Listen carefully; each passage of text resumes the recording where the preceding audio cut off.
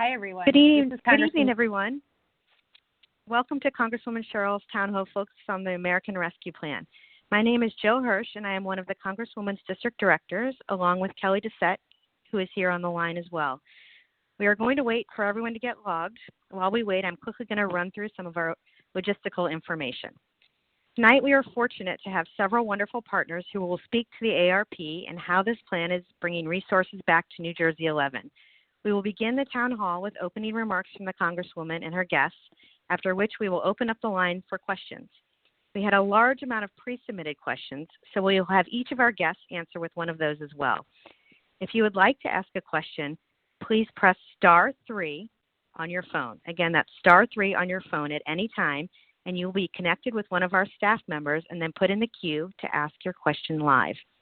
When you are given the opportunity to ask your question live, Kelly will call on you and bring you live.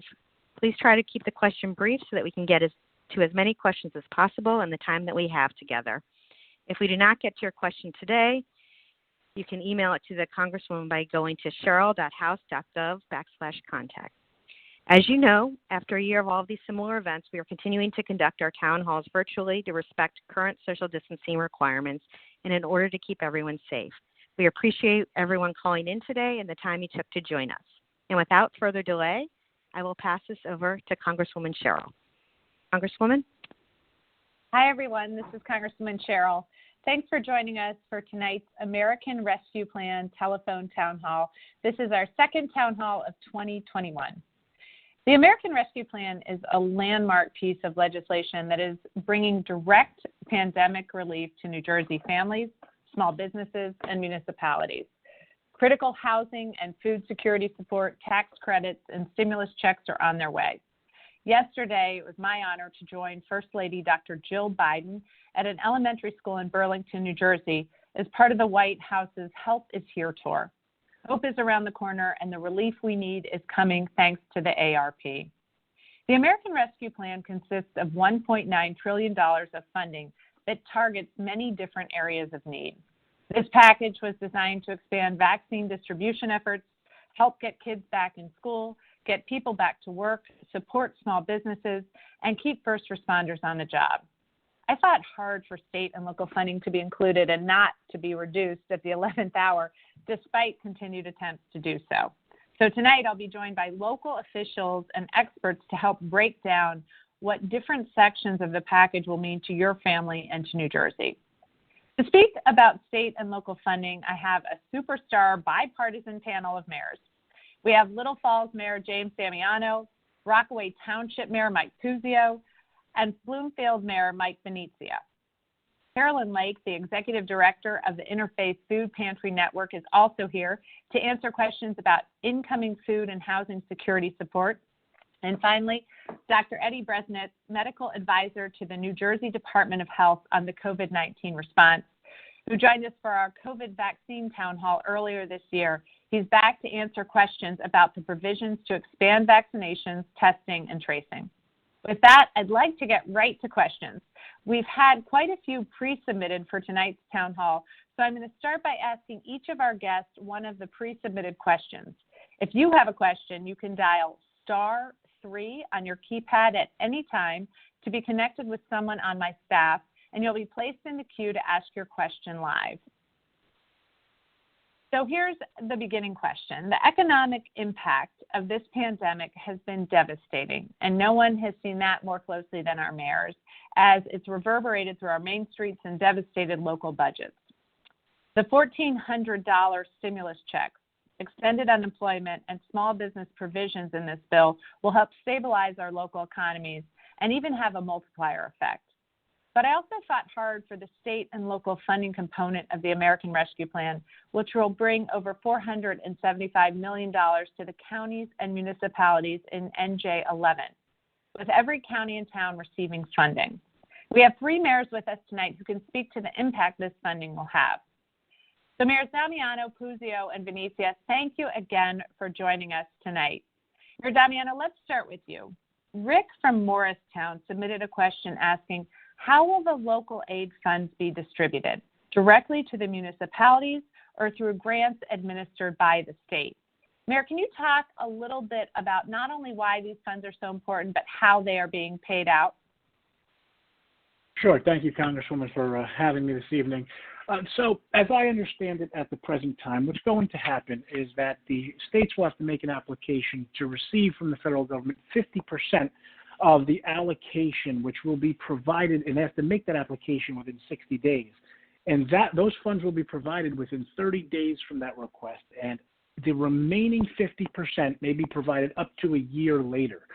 But what can happen is that municipalities can then receive those funds and utilize them to pay down a number of the impacts that we have felt as a result of COVID, really helping to offset some of the expenses we might have in our budget, as well as some of the revenue shortfalls that we may have experienced. So to answer the question, it is money that we will receive, and we then have throughout the several years that we have to spend it up until December 31st of 2024, we'll have to provide periodic reports indicating what those funds were spent on to make sure that they were spent in accordance with the Treasury guidelines. Thanks, Mayor. I really appreciate it.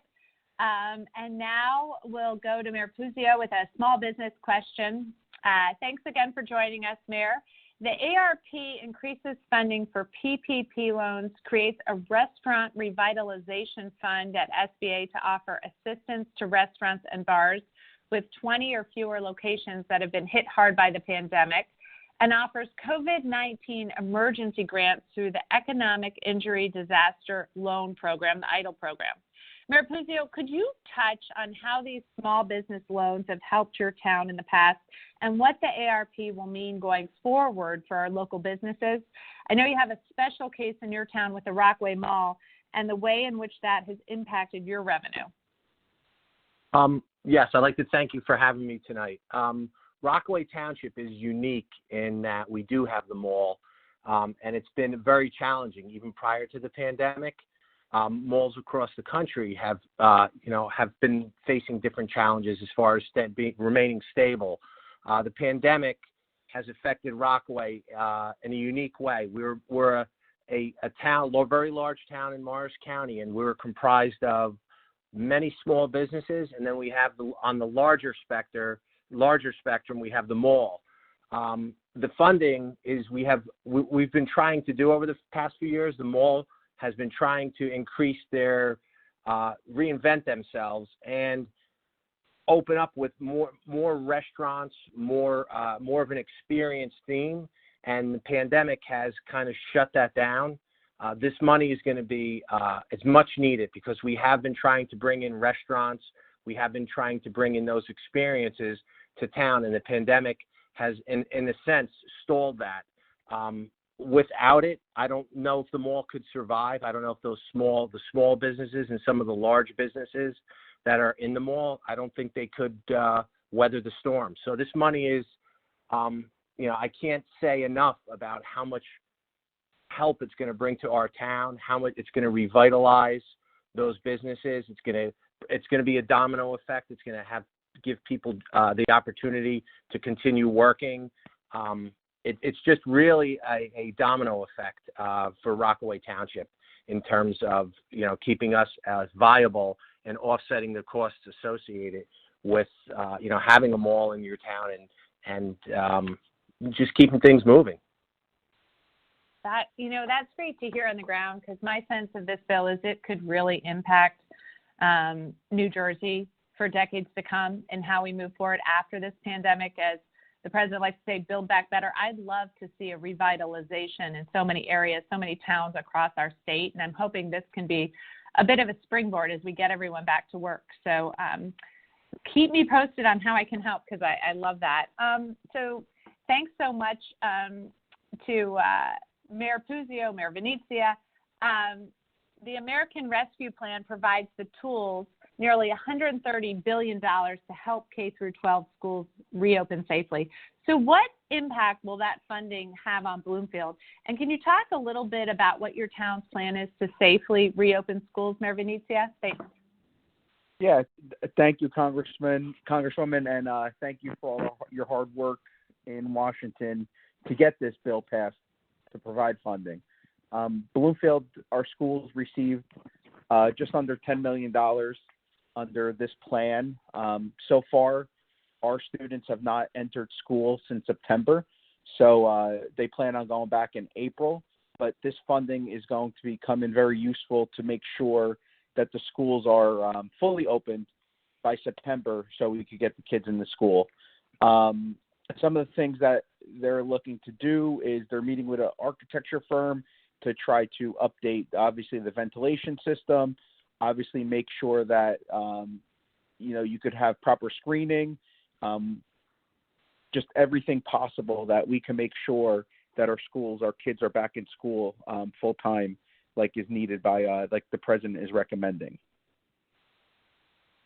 Thanks. And I want to talk for a second about schools, but I just want to say, again, how thankful I am to our mayors today and all of the mayors in NJ11 for all the work they've done. I tell other members of Congress how engaged our mayors are in New Jersey and all the work they do for the towns, and I'm not sure they can believe it. And I think everyone on the call just heard how important our mayors have been to this effort and how hard they've all been working. So thank you, guys. Back to schools, I'll tell you just personally, it's been over a year since my 4 children have been in the classroom in person. In December, I led members of our delegation in a bipartisan letter to the governor, encouraging him to prioritize teachers and school employees in the allocation of COVID-19 vaccines.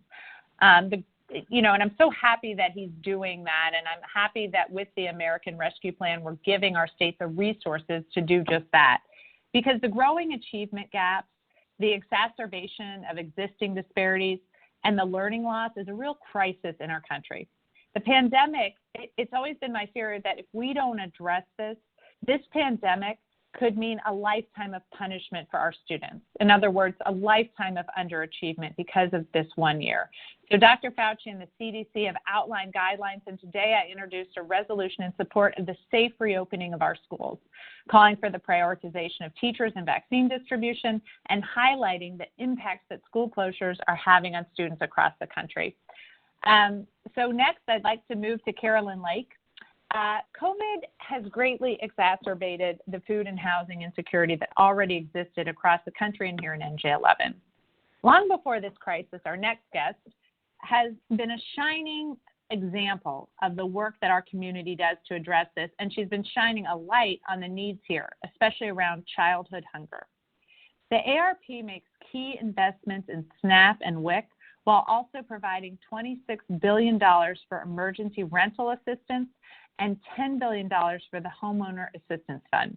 The expansion of the child tax credit is also a key aspect of building this safety net, expected to lift an estimated 89,000 children out of poverty in New Jersey alone. So, Carolyn, it's wonderful to have you here tonight. Thank you for everything you do for our community. And we have a question from Anchor from Morris Plains. He said, how do I apply for emergency rental assistance as provided for in April 2021? I know we are still getting details on the program, and Anchor, we will put that out when our office has it. But Carolyn, can you talk about the issues you are seeing on the ground in terms of what you've seen in Morris County during COVID and why this provision is so important?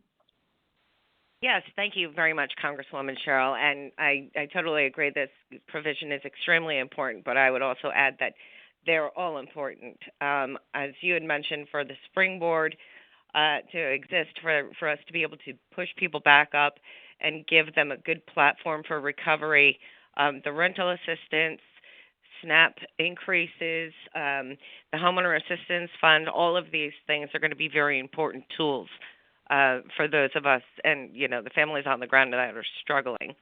To answer Anchor's question, I believe that, most federal programs are administered by the County Office of Temporary Assistance, and I assume this is probably going to be the same. As we get more information about how to apply for this assistance, we'll also make sure that that's available on our website at ncifp.org. But I would say if he knows somebody of immediate assistance that's in, danger of losing their home or becoming homeless, that he should immediately call 211 or the County Office of Temporary Assistance, and they can connect him to emergency resources, both in the government and nonprofit circles.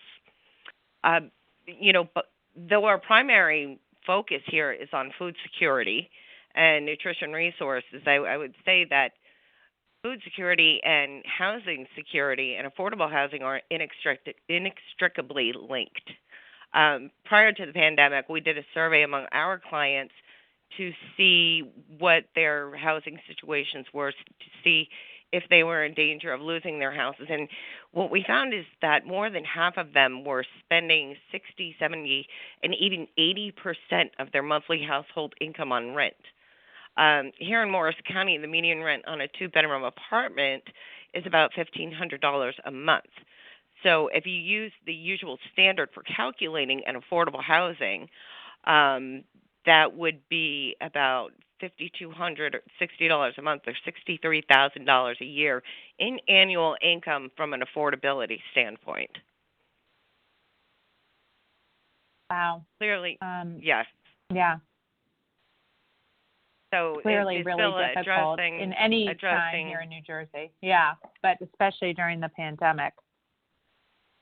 Yes, and the pandemic worsened things dramatically. So many people that were sort of in that threshold where they were just making it and just getting by,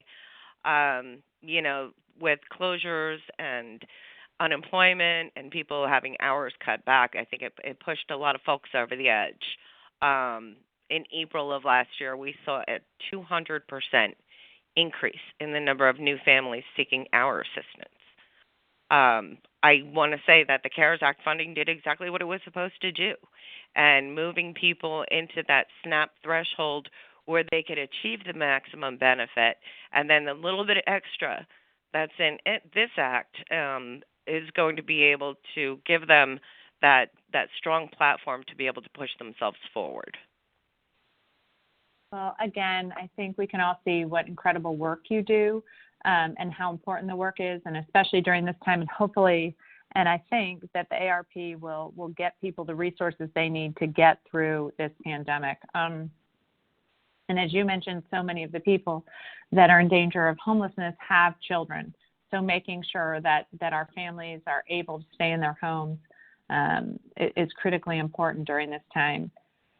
So thanks, Carolyn. And now with respect to vaccines, New Jersey just hit 3 million vaccine doses administered this week, which is a great milestone, although we still have a lot of work to do.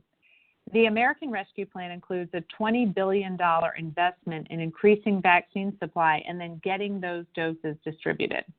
Dr. Bresnitz, thank you for coming back to answer more questions about vaccine distribution in New Jersey. We have a pre-submitted question from Gerald in Randolph. My wife and I are both over 65, but we are still having problems getting an appointment for a vaccine. When will the Rockaway mega site be getting more vaccines available? Dr. Bresnitz, can you answer that in the context of how the ARP funding will help get our vaccine programs moving more quickly? Thank you for having me, Congresswoman, having me back, actually. And as you mentioned, a little over 3 million doses that have been administered in New Jersey, with a little over 2 million people getting at least one dose, and a little over 1 million completing the 2-dose series. So it's just 3 months since yesterday that we had our first vaccine administered in the state. So we've certainly come a long way. And we've slowly but steadily expanded our vaccination sites. And these sites range from our mega sites, like in Rockaway, to faith-based, FEMA-supported pop-up sites, to local health departments, and of course, pharmacies, and in some cases, medical groups. So we have a lot of providers, and now we have about 400 across the state that are actively vaccinating. We already have about 1,800 all told, which is about 1,400 more than the 400 that we have actively vaccinating that are ready to go once we get enough vaccine. And over the next 2 months, week by week, we will be getting more doses available. There are, as I say, lots of access sites available, but certainly not enough to necessarily meet the demand of our residents in the state. And we still have a supply problem, as I mentioned. The American Rescue Plan is actually it's going to be terrific. I mean, it is right now. We don't know how much of those funds are coming to New Jersey. We don't have the details on that yet. But the bill, the law now, has provisions to include significant funding to build up the public health infrastructure to promote, to distribute, to administer, and to monitor COVID-19 vaccines, but also to expand testing and diagnosis and monitoring of the COVID vaccine disease itself. And we also have, basically these funds, whatever we do get, and it will be a significant amount, will enhance what we got through the CARES Act through a supplemental award. And that was, again, to improve outreach to individuals, to address the issues of hesitancy of the population, to basically make inroads into those vulnerable populations that have been disproportionately impacted by COVID-19 pandemic, those in communities of color, and lots of other things that will be in that bill to basically enhance what we've already gotten from through the Supplemental CARES Act. So lots more to do, and as you know, the President has indicated that by the end of April, beginning of May, the eligibility for all folks, everybody will basically be able to sign up by then. They may not be able to get vaccinated by then, but they'll be able to sign up. So we're making slow but steady and increasing progress to the ultimate goal of getting everyone vaccinated who wants to get vaccinated.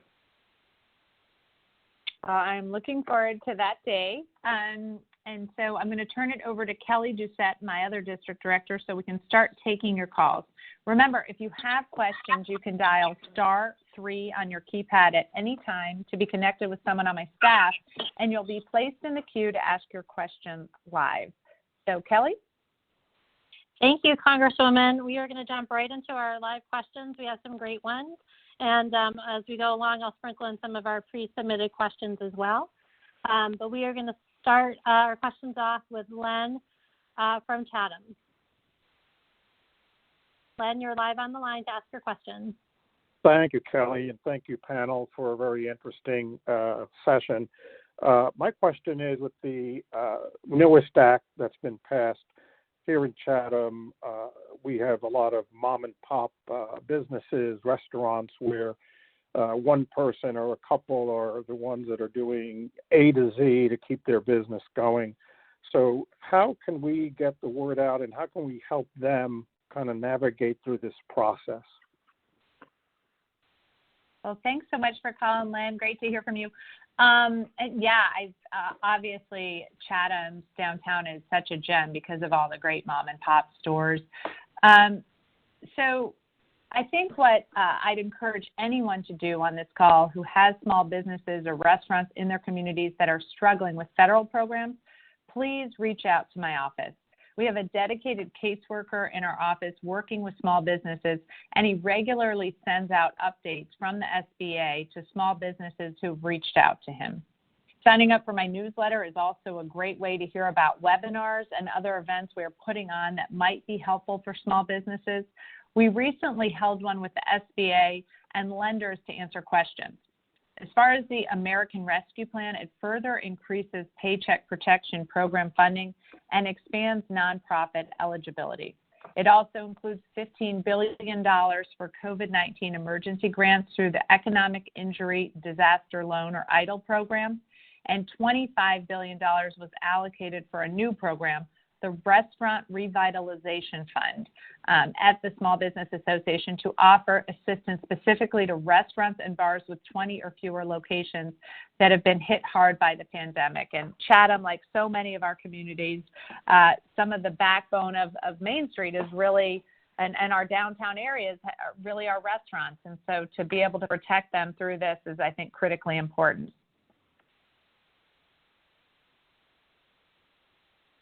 Great. Thank you, Congresswoman. We will jump to our next question, which is from Anna from Sparta. Anna, you're on the line. Hi, this is yes, thank you. So I have a micro business in Sparta, and my question is, a lot of the talk that we're hearing today is about small businesses, and even what you just said was about 20 locations or less. What specifically is being done for micro businesses who are really far more impacted than an organization with 20 locations, but And secondly, I'm on these calls often, and there is rarely, if ever, a Sussex County representative on there. So, is that something that we can fix?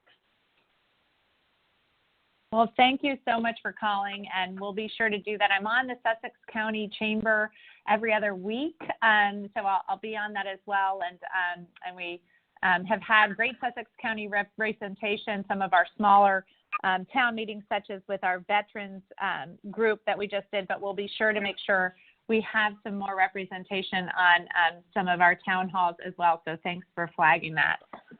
There is a second round available. It's important to me to expand the PPP for another round. So if you have under 300 employees and had a 25% plus reduction in revenue from any quarter in 2020 compared to 2019, you're eligible. If you have any issues, you can reach out to my office. We help people with SBA. And what needs to be done specifically to make use of the funds and where they're going in Sussex County, just to let you know, Sussex County total is receiving $37,857,913. Sparta Township is receiving $4,394,307. I've spoken with some of our mayors in Sussex already, so I know they're working through the details of how they're using the funding. And I also just want to kick it to our mayors if there's anything you would like to highlight about the funding going out. Yeah. Hi, Congressman. This is James Damiano from Little Falls again. And the one thing that I really want to highlight and that I am incredibly appreciative of is what seems like will be the flexibility in our ability to best assist our local municipalities. And while we're still waiting for additional information from the Treasury as to exactly how we can do it, it seems that these at least preliminary indications are that we'll be able to use it to assist some of our smaller businesses. We'll also be able to use it to fill gaps in what were revenue shortfalls in our prior year's budget, as well as to make grand improvements to infrastructure and broadband infrastructure throughout our municipality. So it really allows each municipality to utilize those funds in a way that's best going to help them, because each town was affected a little bit different than the one next to them. And by allowing us this flexibility, it'll help us get back on our feet here in Little Falls and each other town around us as quickly as we possibly can. So thank you for fighting the good fight to get us this funding and allowing this flexibility and what we're allowed to do here locally. Well, it's certainly been my pleasure. This is Mayor Venezia, and just to follow up what Mayor Damiano said, I think the biggest thing that is the flexibility part for the township. Last year, we lost $4 million in revenue, and to make that up, we had the bond for it, a short-term bond. So this money that we received will go towards that short-term bond. But then just the infrastructure projects we're able to do, and then the potential issue with our parking deck next to our train station that is now at 50% capacity. So it gives us great flexibility in the future. This is Mayor Puzio here. I think that a lot of what's going on in Rockaway, and I think it's going to be ubiquitous throughout New Jersey, is I don't think we have felt the full effects of COVID yet, of the pandemic. And once again, I'm going to echo those sentiments about flexibility. I think that that's a key component in what's going to make this successful. The funding is that each person, each mayor, each municipality is going to be able to use that money to tailor those payments that they're going to receive to what's best for their town. So that's a key component, because I don't think we know where we're going to be a year from now. I think there's still, a lot of unknown issues that may come our way. I'm so glad to hear that, because, as you know, with broad federal legislation, we've often seen where some of the federal funding doesn't quite fit what's going on in New Jersey, and especially here, given that we were one of the first places in the country hit. We've been dealing with this the longest. We are going to have some critical needs here that maybe look a little different in some of our lower populated states who haven't been dealing with this for as long. And I also think all of you raised that good point. Our, as close as we all are together, our New Jersey towns are very distinct and very different. And so whether it's the parking garage at the train station in Bloomfield or the mall in Rockaway, we just have different needs that we're going to have to address in our towns. And I think that flexibility will really help each of our towns make sure that they're able to address the critical needs town by town. So thank you all so much. And then I will kick it back to Kelly so we can keep rolling through some questions. Yeah, Mikie, I'm going to go to one of our pre-submitted questions just because we had a lot of similar questions and we're seeing a lot in the chain as well of questions that are coming in this evening. Just asking about the content of this bill.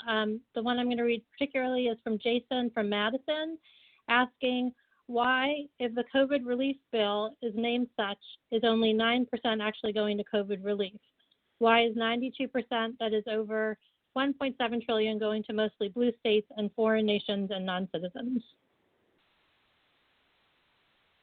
Well, actually, the vast majority of this relief package goes directly to Americans, businesses, our public health system, our schools, and our first responders, all of whom really desperately need this support as a direct result of the health and economic crisis caused by the pandemic. So just to break that down a little bit, $911 billion, or 48%, goes directly to hardworking Americans. So this includes stimulus checks, expanded unemployment benefits, a new child benefit for families, and rental and nutrition assistance. So that's 48% directly to working Americans to try to help people with this crisis. $350 billion, so another 18%, goes to our state and local governments to prevent job losses and layoffs of our first responders.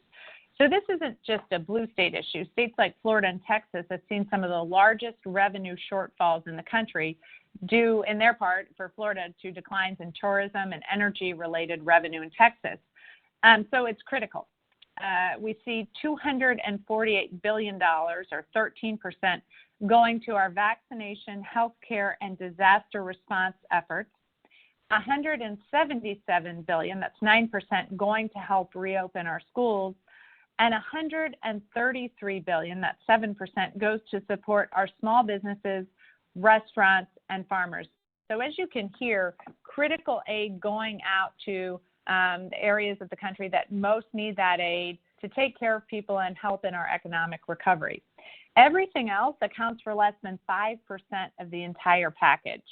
But beyond that, this package is going to help our economy recover millions of jobs much faster than otherwise. That's a mistake we've learned to avoid given the slow recovery from, for example, the Great Depression. So independent economists forecast that the ARP, the American Rescue Plan, will create more than 4 million jobs in 2020 and 2021, which will allow us to return to full employment a full 1 to 2 years earlier than otherwise. For every dollar spent, the ARP will create $1.25 in new growth. That's going to help our economy back to its pre-pandemic growth trend years earlier than without the package. It's also going to dramatically combat poverty in this country, which, as you can imagine, has really surged as a result of the pandemic. The ARP is estimated to cut child poverty by about 45%, and that's going to reduce overall poverty by 1/3. So that's 12 million people that could be affected by that. I'd add, too, that this bill is so critical to New Jersey. New Jersey was one of the first and worst hit states in the nation. So when other states face destruction as a result of a natural disaster, the federal government steps in to aid them. If we didn't have this federal government help, with the lower revenues coming in and yet the needed cost of getting people vaccinated, keeping teachers in schools, keeping first responders active, we would be seeing tax hikes. And that's something that all of us want to avoid. We already have affordability problems that we're working to address. So we already know New Jersey pays more and gets less than any other state in the nation. It's time that when we're facing a crisis like this, and we saw really mixed results during Sandy compared to, say, the hurricanes in Texas. When New Jersey is facing a federal crisis like this, it's time for the federal government to step up. So this bill brings $10.2 billion in direct aid to New Jersey as a whole. $475 million is allocated specifically to NJ11, bringing direct aid to every county and every municipality with no population caps. This is something that I and every member of the delegation fought incredibly hard for, to make sure that we could bring this much needed help back to New Jersey and do it in a fair way. We fought for a more fair allocation from funds than the previous CARES Act, and I think we're seeing that in the aid that our state is receiving. Great. We're going to go to a live question now. The next question comes from Anna in Boonton. She has a question about SNAP benefits. Anna, you're live on the line. Good evening. Hello, Congresswoman. Thank you for hosting this event. My daughter has a history of developmental disabilities, and last year we received a SNAP benefit card. It's not something that we applied for, but we just got it in the mail, and it just had, one balance on it, and it hasn't been replenished. And we just wanted to know if that's something that's part of the ARP, that those cards will receive further balances. Thank you. Sure. Thank you for the question.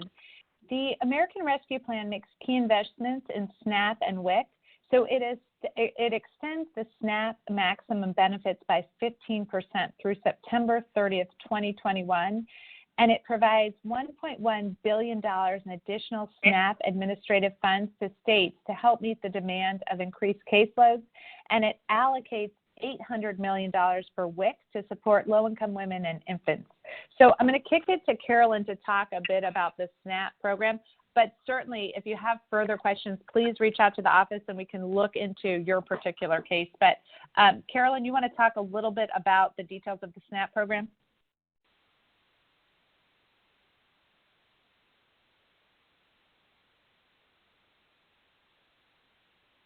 Carolyn, you might be on mute. Sorry. Okay, so Anna, if your child is enrolled in a school meal program, the card that you had received in the mail was a PEBT card, a pandemic EBT card, and that was issued to any family that had children enrolled in the school meal programs. As you know, when schools shut down and so many kids were at home and receiving meals at home, it put a strain on families that were already struggling. So what I would recommend you do in particular is to contact the Office of Temporary Assistance in Morris County, because you can enroll for SNAP benefits. And as the Congresswoman explained, the previous formula for calculating SNAP benefits took into account your income and a couple of other things, and would calculate a SNAP benefit based on that. However, under the new bill, you will qualify for the maximum benefit. The max benefit for a family of three is $535 a month, with the additional 15% that is included in the new bill, that you would get $616 a month. So again, it sounds like you got PEBT, so I would definitely recommend that you go ahead and you apply for the full SNAP program, and that will ensure that you and your family are taken care of supplementally. And then if you find that you're still falling short, you're in our service area, so you go to our website at mcifp.org, and we can help you with supplemental food even if you don't qualify for SNAP. We understand that the cost of living in Morris County is higher than it is in many other areas of the country. The SNAP benefit is, in most areas, 130% of the poverty level. In New Jersey here, it's 185%. So we make accountability for, the cost of living. But, again, if you have any further questions, feel free to reach out to my office, to the Congresswoman's office. But I would definitely recommend the first stop is with the Office of Temporary Assistance. Thanks so much. Thank you, Carolyn. And I just want to remind everybody before we get to our next question that if you have a question, you can enter *3 on your keypad at any time, and you'll be connected with someone from our office and placed in the queue to ask your question live. And with that, we'll get to our next question. which is we're going to shift here to vaccines, and we have a question from Bill from Sparta. Bill. Hello, everyone. Okay, thank you. Thank you for having this information session. I'm calling really on behalf of the vaccine. My daughter's contemplating getting pregnant and is hesitant to receive the vaccine when she becomes eligible. Has there been any data supporting it's okay for expecting women or women who want to get pregnant can get the vaccine without harming any potential pregnancy down the road? And the second question is somewhat related and near and dear to Congresswoman Sherrill's heart, probably. I have a military daughter over in Vicenza, Italy. Are there any plans the government has to get our civilians and military personnel overseas vaccinated? Well, thank you for the question. You're exactly right. I served not too far from there in Naples, Italy, for a while, and I really miss it. So that's wonderful. Please give her my thoughts and regards and fair winds and following seas, as we'd say in the Navy. So I'm going to kick this over to Dr. Bresnitz as far as the effect of the vaccine on pregnant women. I will say that the military is shipping the Moderna COVID-19 vaccine overseas for administration to adult military dependents, and the shots will be rolled out in a similar manner to what's happening stateside. The DoD said that military family members who were open to getting the vaccine can get it as soon as possible at whatever location is most convenient for them, even if that's somewhere other than their military treatment facility. I know we've been rolling the vaccine out for active duty members as well.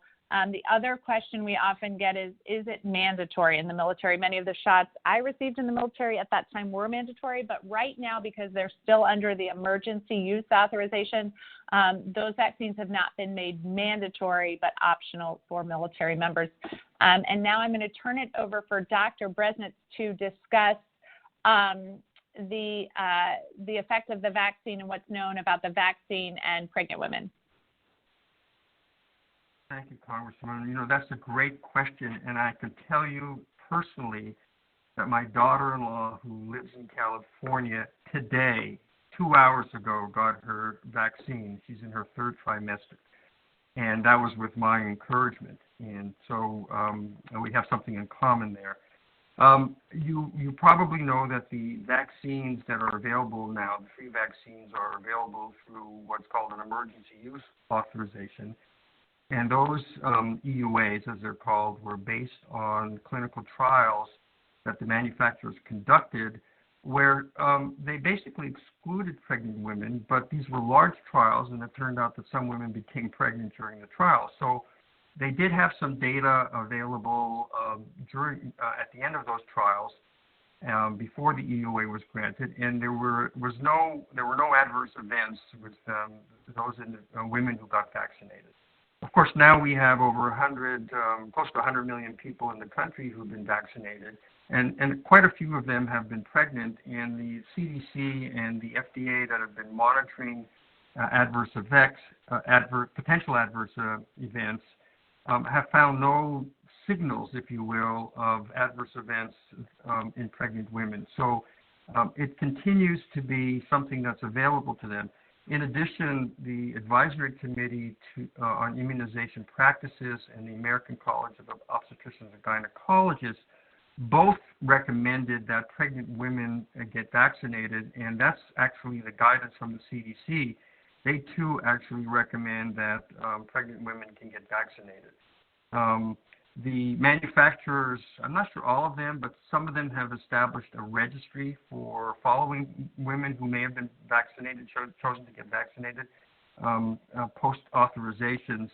And they're also actually going to be actively studying the vaccine in pregnant women as well, as opposed to the clinical trials where they were excluded.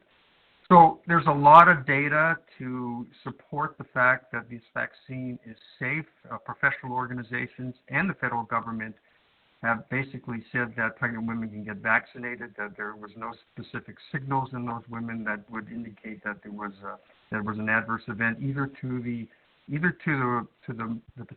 future mother or the fetus. So when your daughter is ready, I would advise her to get vaccinated. But she should also have a discussion with her doctor. I think that I'm not giving her medical advice. I'm just giving her public health advice.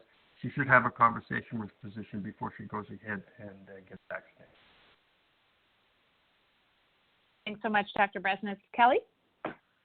Great. We are going to stay on the vaccine theme here because we have a number of vaccine questions. And I'm going to bring Diego from Morristown live on the line.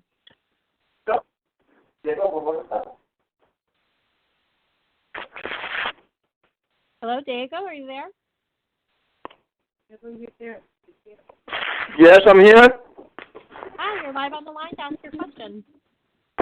I was calling about the Johnson & Johnson vaccine. When will it be available in Morristown, New Jersey? Well, that's a Thanks good so question. much. Thank you for that. Yep. Oh, go ahead. Sorry. Go ahead, Congressman. I was going to turn it over to you, Doctor. So great. Okay. Take it away.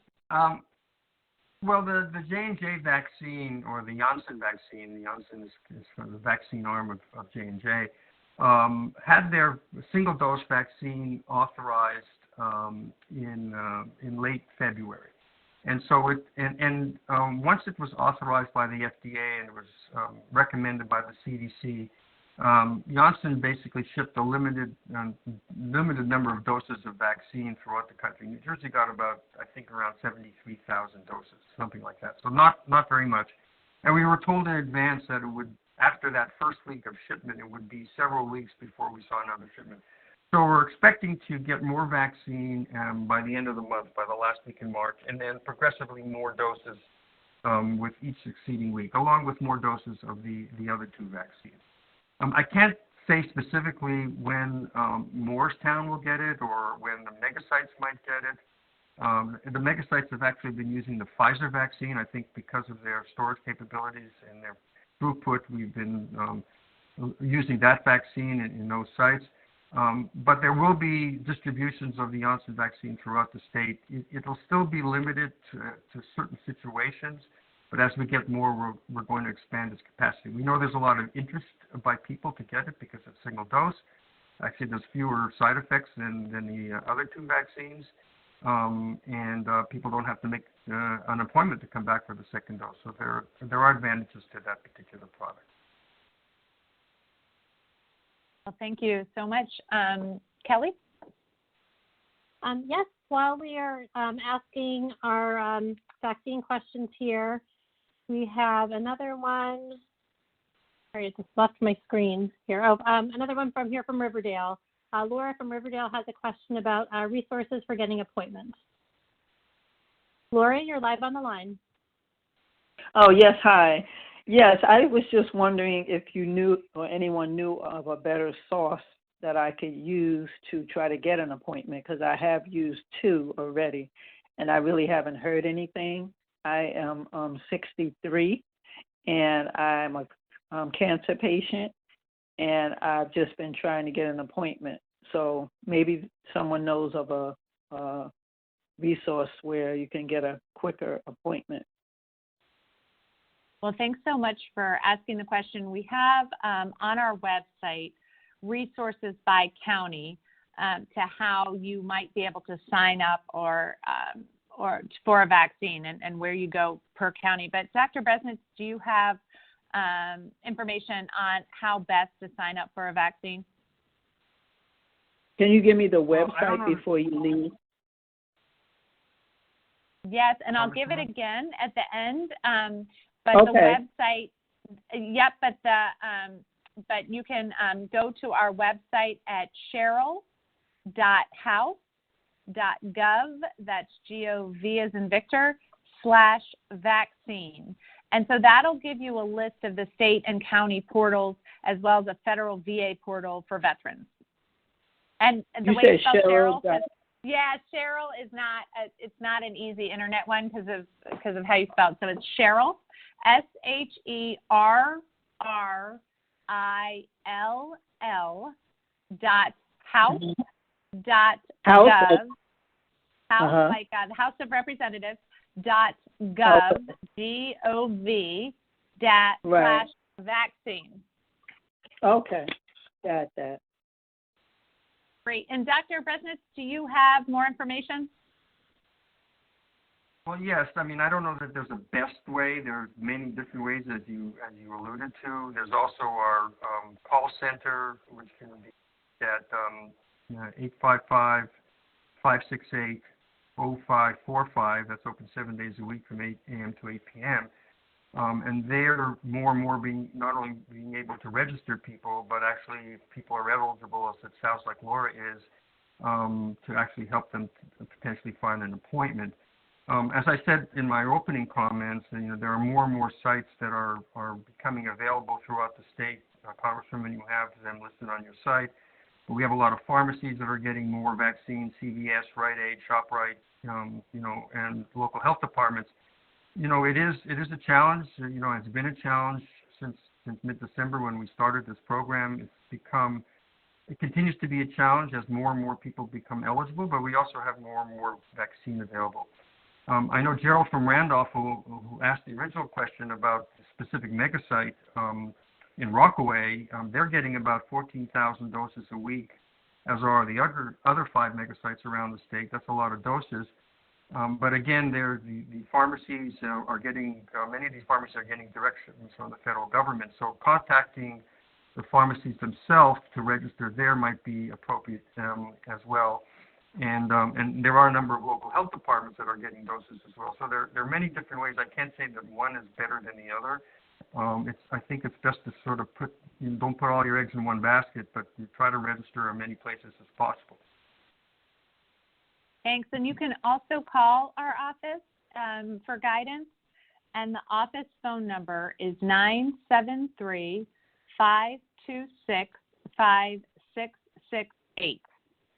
That's my office. That's 973-526-5668. So thanks so much. And our next question comes from Laura in Passaic County asking about funding to help homeowners. Laura, you're on the line. Oh, yes. Thank you. Thank you for hosting this meeting and for inviting me. I'm from Passaic County in Patterson. I was wondering if there's any funding for Passaic County for housing for homeowners mortgage program who is going through a rough time because of COVID. Yeah, that is a great question. And we really pushed hard to get rental and homeowner assistance in the American Rescue Plan, given that simply pushing off or delaying payments is going to create problems for people down the road and is tough on the people that are the building owners. So we really worked hard to get that in. And the American Rescue Plan provides $26 billion for emergency rental assistance. So that's $21.2 billion for emergency rental and utility assistance to states, territories, counties, and cities to help stabilize renters during the pandemic and help rental property owners of all sizes continue to cover their costs. $5 billion goes to emergency vouchers to transition those experiencing or at risk of homelessness, survivors of domestic violence, and victims of human trafficking to stable housing. It also provides, as you were asking, $10 billion to help homeowners struggling as a result of the pandemic. So the bill provides $10 billion for the Homeowner Assistance Fund that allocates funds to states, territories, and tribes to address the ongoing needs of homeowners, including direct assistance with mortgage payments, property taxes, property insurance, utilities, and other housing-related costs. And again, I'd love to turn this over to the mayors as well for any added insight you guys have.